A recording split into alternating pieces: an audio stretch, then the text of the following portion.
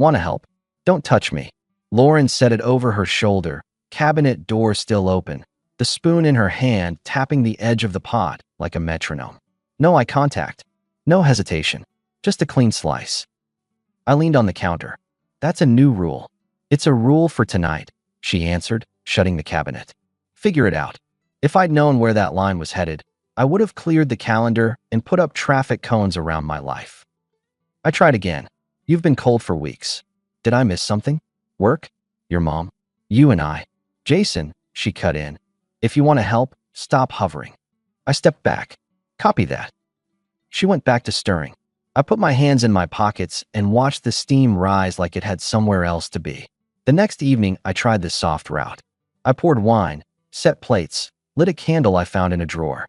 We ate in the quiet hum of the dishwasher. I told her I could handle her dry cleaning run and the tires on her car. She picked at salad, chewed slow, and scrolled through her phone. You're somewhere else, I said, pushing my chair back. I can tell. I'm tired, she replied. From what? From explaining. So you agree there's something to explain. She stood, collected her plate, and walked it to the sink. You make everything a meeting, she tossed over her shoulder. Let it breathe. Let what breathe? Our marriage. She turned the water on full. Don't do drama. I offered help. I said, keeping my tone flat. You swatted me like a fly. You're sensitive lately, she said. It's not attractive. I pulled the wine cork out a little farther just to have something to do with my hands. Attractive isn't the metric. Respect is. She laughed once. You're giving a TED talk in our kitchen. Fine, I answered. New rules. I won't push for talks. I'll give space. And I'll stop trying to guess what you need. Finally, she said, lifting her glass. Progress. That night, I started living my new rules. No checking in. No gentle reminders. I set my alarm earlier, hit the gym before work, and stayed late in the shop afterward. I stopped preloading her week. Her calendar was now her project. 2 days later, I ran into her sister at the grocery store. Paige was in line with a basket of vegetables and a grin she didn't hide. You look leaner, she said, eyeing me up and down. Stress diet or actual gym? Actual, I replied. She leaned closer. If Lauren keeps freezing you out, there's a whole city that would say thank you. Not my game, I told her. I'm married. Keyword is I, she said, paying and touching my arm for exactly 1 second longer than needed. You're the only one behaving like it. Paige, I said, stepping aside so the next person could move. No double lives. I hear you, she replied, walking toward the door. I'll try not to run into you again by accident. She winked. I said try. I walked to my truck with a bag of coffee and the echo of that wink. I filed it under noise, because that's what you do when you're trying to save face at home. At work, my crew noticed I'd gone quiet. Nate, my lead, dropped onto the stool in my office with a sandwich and that look older brothers wear when they're about to meddle. You good? He asked, unwrapping the plastic. I'm fine, I said. False, he said, taking a bite. You're turning wrenches like they owe you money. I shrugged. House is weird. Want me to run interference if she swings by? I waved him off. She won't. She did that afternoon. Walked in like she owned the building and didn't even pretend she was there to say hi. I need you to transfer me 1,000, she said at the counter, voice cool, eyes on the clipboard where customers sign. For what? I asked, staying behind the counter on purpose. Don't do that, she replied. Just send it. We're adults, I said. We talk numbers like adults.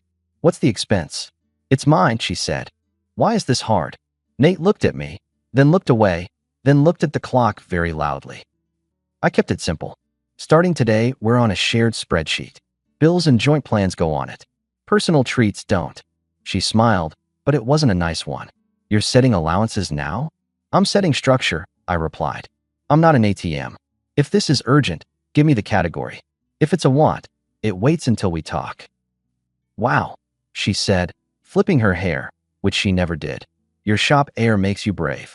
It makes me clear, I answered. That's the rule. She held my gaze for a beat, then slid her phone into her bag. Forget it. Already done, I said. She spun to leave, then pivoted back. Don't embarrass me next time. You came here, I replied, my palm flat on the counter. In front of my crew. You brought the theater. I closed the stage. She left without another word. As the door swung shut, Nate whistled soft. Boundary, he said. I can smell it. That night Lauren made chicken, which she hates cooking, and set the table like we were hosting a magazine shoot. She even brought me a beer and asked about the shop. It was too neat to be random. This looks good, I said, cutting into the dish. I know I've been distant, she said, eyes on her plate. Work's been a lot. If you want a night to yourself, take it, I said. I won't chase you around the house. She nodded. Thanks. 20 minutes later, she inched her chair closer and put a hand on my shoulder like we'd rehearsed it. I'm trying, she said. Good. I answered neutral. Me too. She watched me for a tell. I kept my cards close. We ate. We cleared. She played nice until bedtime and then rolled away without a word. So that wasn't a truce. It was a test. Before dawn, I packed a small duffel and left for the shop early. If she wanted space, I'd give her actual space. Not punishment, structure. 3 nights later, I came home past 9. I'd stayed to close with Nate and then grabbed a burger with him and our neighbor friend, Darlene, who teaches at the middle school and talks like every sentence has a grade. When I opened our front door, I heard Lauren's voice down the hall. She was on the phone, but her tone wasn't the work vent tone or the catch up with mom tone.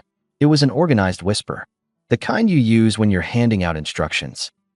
I'll time it for his birthday, she was saying. No, it'll land better that way. He'll be surrounded. He won't make a scene. I put my keys down without sound. Look, the house is community property in this state. Don't worry, I've got someone who knows the forms. Yes, the accounts too. He'll fold if it's public. My jaw didn't move. I took out my phone and hit record. The hallway light painted the floor in a narrow stripe. I stood in it and listened. He's being all, let's fix it, she went on. It's pathetic. Exactly. I'm done. I want it tidy. And I want him to feel it. A laugh from the other side of the call. Lauren laughed back. No, I won't tell him. Why would I? And if he whines, I'm going for moral damages. He's a busy boy. He'll survive. The call went on. I got half. Enough. I slipped the phone into my pocket, stepped back into the living room, and raised my voice like a neighbor calling over a fence. Hey, I'm home. Instant silence.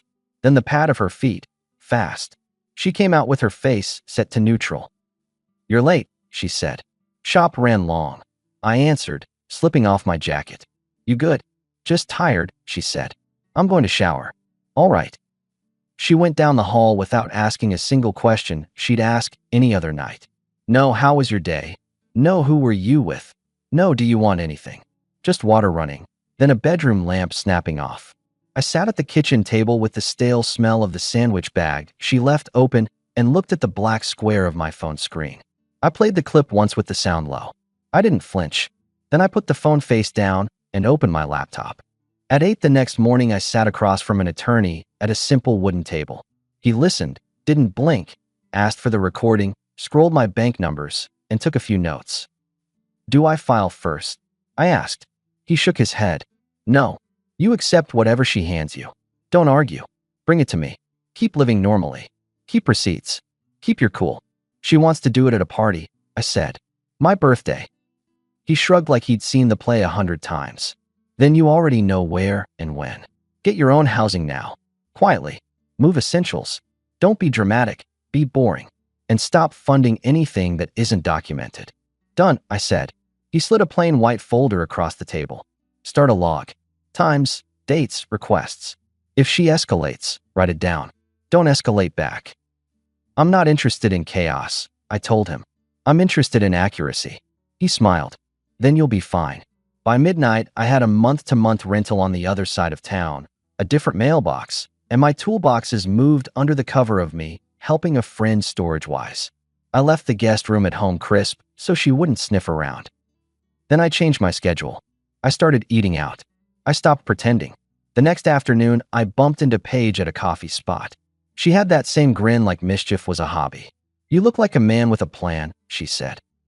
Clarity looks like sleep, I replied. She reached for my sleeve. You sure you don't want company on that plan? I'm not the guy who runs 2 tracks, I told her. I meant it. Understood, she said, and she actually did. Then she tilted her head. If that changes, I'm not hard to find. Noted. Saturday, a group of us from the neighborhood met at a bar for trivia night. Different territory. I showed up late on purpose. Lauren had driven separately. She was already there with her friends on one side of the table and my buddy Dan and his wife on the other. Look who made time, Lauren announced when I stepped in. Celebrity appearance. I hung my jacket on my chair. Traffic. She smirked. He's been very busy lifting weights for the Mirror. Priorities. Dan glanced at me. I sipped water. The Mirror's the only thing that claps when I get home, I said. I bring my own crowd. A couple chuckles. She didn't like that. We played 2 rounds. Every answer I offered, she sanded down in public. No, Jason, it's not that. No, Jason, that's not even close. No, Jason, we've got it. By round 3, I put my pen down and folded my arms. Quick statement, I said to the table. If jokes are only going one way, I'm pulling my chair. I'm here to relax. Her friend Teresa rolled her eyes. Oh, please. Not asking, I replied. Stating. Lauren leaned in. You're sensitive. Again. No, I said. I'm selective. There's a difference. I stood, dropped a 20 for my share, and nodded to Dan. Good luck with the lightning round. I walked out. I didn't slam a door or throw a word. I left. At the rental, I made a list. Bank accounts, already separated. Tools, already moved. Truck title, locked up. Photos of valuables, saved. Party RSVP, still on. I set my own timer. 2 weeks. The next day, Lauren came in soft. Hair brushed, voice low, a hand on my shoulder. She slid into my morning like we were back to year 1. I overdid it last night, she said. Everyone was teasing. I followed. You're an adult, I replied, buttering toast. You choose your jokes. She tried again. Let me make it up tonight. We can do dinner. Your choice. And I'll plan something nice for your birthday. You deserve that. I'm free, I said. Schedule it. She blinked. She was expecting a sermon. I gave her a calendar. That night she poured me a drink, put on music I like, and laughed at everything I said like a sitcom audience. It was thick. It also wasn't for me. It was rehearsal for guests. After she went to bed, I moved 2 more boxes to the rental, documents and backups. I texted Nate to cover Saturday morning. I texted Paige back, thanks for the coffee talk. She replied with a smile, and it don't get boring on me. My birthday rolled in with a clear sky and a house dressed like a brochure. Lauren hustled all day. Balloons, a charcuterie board big enough for a wedding, and a grin so wide it creaked. She floated, kissed my cheek when someone was watching, and stacked plates like she was auditioning for Saintly Spouse of the Year. Friends filled the place. Neighbors, guys from the shop, my cousin Matt who never misses free food, Lauren's circle, her parents, and Paige in a red dress that understood lighting. She caught my eye and smiled like she knew the punchline to a joke nobody else did. Birthday man. Dan slapped my back. You look relaxed. I slept, I said. Darlene handed me a card and squeezed my arm. Proud of you, she whispered. Whatever you're doing. Paige drifted over with a cupcake on a tiny plate. Make a wish, she said. Pick something realistic. I lowered my voice. I want a quiet life with direct sentences. She laughed. That's not realistic, but I respect the hustle. Lauren moved through the room topping drinks. Perfect posture, soft laughs. Every few minutes her eyes cut to me, measuring. I made small talk, kept my smile easy, and didn't volunteer a single piece of myself that she could use. My phone buzzed. Nate, you good? I texted back a thumbs up and a time, 8:30. At 8:15, Lauren clinked a glass with a spoon. The room turned. She stepped into the center like she'd rehearsed it. She lifted her arms halfway, palms out, like a preacher asking the crowd to settle. Thank you, everyone, she started. Jason deserves to be celebrated. He's worked hard. He's stubborn. He's Jason. Polite laughs. She looked at me, eyes soft, voice syrup. We've had ups and downs, like everyone. This last year has been instructive. I could see her parents straighten. Paige crossed her arms and watched my face. And because we value truth and living authentically, Lauren continued, I want to be honest in front of the people who matter. I've made a decision. Jason and I will be going our separate ways. You could hear the room try not to gasp. She held the beat like a pro. There's paperwork, she added lightly, as if she was announcing dessert. It's nothing dramatic. It's just the right thing. For both of us. She reached into a paper folder on the console behind her and pulled out a stack. I brought what's needed. We can be civilized. Paige leaned to my ear, so close her whisper warmed it. Sign it, so we can finally have dinner. Exactly what I'm going to do, I whispered back. Lauren turned to me, smiling like a host on a daytime show. Do you want to say anything? Just this, I said, stepping forward. I took the papers from her hand, flipped through to confirm what I already knew, and slid them into the inside pocket of my jacket. Then I faced the room. Thanks for coming, I said. Eat, drink, enjoy the night. We'll handle the logistics. Lauren blinked. That wasn't the script. You need to sign. I'll accept them, I said, tapping the pocket. Then I'll take them to the proper place in the morning. Her smile stiffened. We can do this now. No, I answered calm. We can't. Silence. Then Paige's hand brushed mine.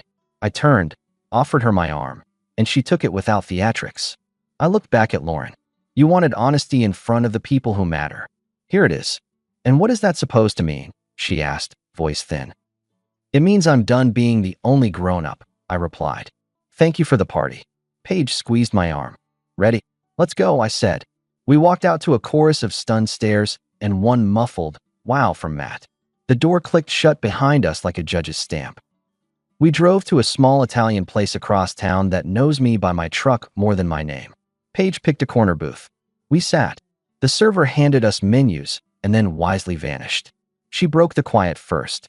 So, how are you this calm? I told her about the call I overheard, about the recording, the folder at the attorney's, the rules, the rental, the log. I told her about the budget, the bar, the soft performance over dinner. I kept it factual.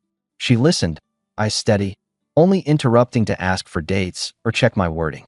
She planned to serve you tonight, she said finally. And you were already moved. Mostly, I said. The important stuff. Paige shook her head with a half smile that wasn't cruel, just clear. She thought she was staging a show. You canceled the theater. I'm not here to fight, I said. I'm here to end clean. She toyed with her napkin. I liked you before tonight. I like you more now. You're not messy. You're decisive. I'm not rushing anything, I told her. But I am done playing nice for people who confuse it with weakness. Good, she said. Because you're not weak. We ordered. We ate. We laughed at nothing heavy. When the check came, I paid. She didn't argue. Outside, she touched my shoulder. Text me when you're home, she said. And don't go back there. I've got a place, I replied. I'm not sleeping in a stage set. Good, she said again. Call me tomorrow. I didn't see Lauren for a week. I dropped the papers at the attorney's first thing the next morning. He flipped through and grinned the way a locksmith grins when he sees a cheap padlock. She overreached, he said. Bring me everything else you've logged. Keep doing exactly what you're doing. What about the house? I asked. You're fine, he answered. You'll be back in 2 months. Maybe less. I worked. I ate with friends. I went to the range with Dan, fished with my cousin, fixed Darlene's dryer as a favor. At night, I slept like a stone. Lauren sent 2 texts that week. The first, we need to talk about the bills. I replied with a screenshot of the spreadsheet and the note, log items there. The second, you disappeared. I sent back. I'm where I always am, on my calendar. She tried a third approach the following Friday. She showed up at my rental in a dress that remembered old days and asked to come in just to talk. I stepped outside and closed the door behind me. Don't be rude, she said. I'm being clear, I replied. Say what you came to say. You made last weekend weird, she began. It was supposed to be adult. You tried to hand me a show, I said. I don't perform. You humiliated me. You scripted your own scene. She crossed her arms. Are you seeing my sister? I stared at the space between us. I'm not answering that. We're done. Act accordingly.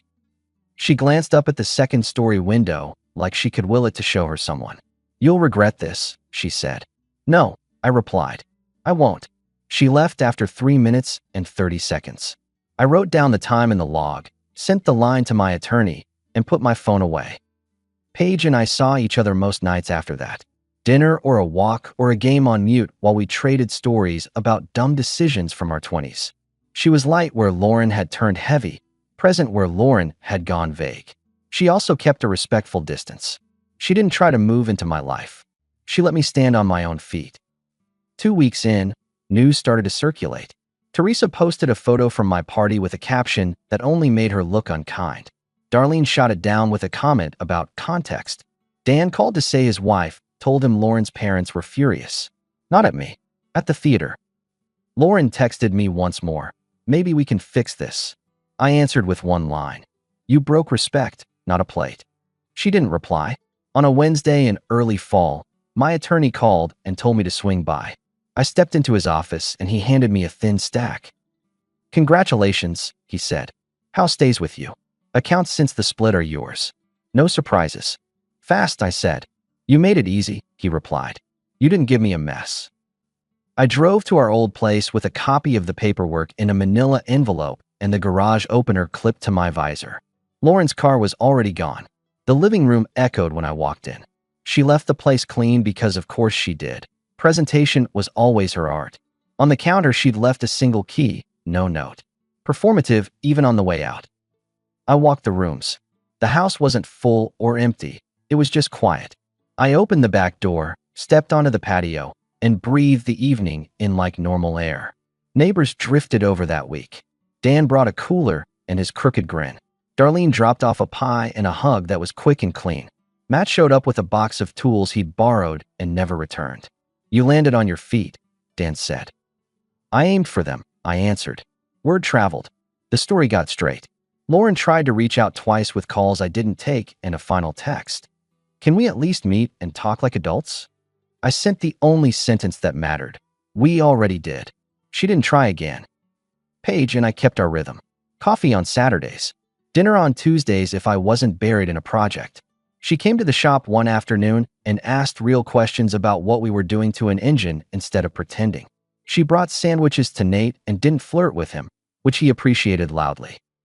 One night she sat on the porch steps and looked at the street like she could see where it curved. You ever going to ask someone to move in again? She asked. Not this month, I said, but I'm not done with the idea. She nudged my leg with her foot. Good answer. I looked at her and let myself think 3 steps ahead. I could see it without forcing it. A small ceremony, her laugh in the kitchen, me not needing a stage to tell the truth because the truth would already be in the room. For now, I kept it simple. I fixed the guest room, not for guests, but because order is my language. I took the truck out on a long drive Sunday morning and turned the radio low so I could hear the road. I registered for a charity ride, grabbed beers with the guys, replaced a busted mailbox for the neighbor without making a thing of it. I wasn't angry. I wasn't magnanimous. I was done. Clean lines, clear rules, and a house that didn't pretend to be anything it wasn't. The last time I thought about the exact moment the switch flipped, I was standing in the kitchen making coffee. Not special coffee, just coffee that does its job. The memory rolled in anyway. That line over the soup pot. Want to help? Don't touch me. She meant it as a jab. Turns out it was a permission slip. So I helped. I didn't touch the mess. I touched the exit. If there's a lesson I'd bother to pass on over a beer, it's short. You don't win by begging. You win by acting like a man who knows the cost of his own peace. When respect leaves, you don't bargain with it. You lock the door behind it, check your pockets, and drive to where your name still means something.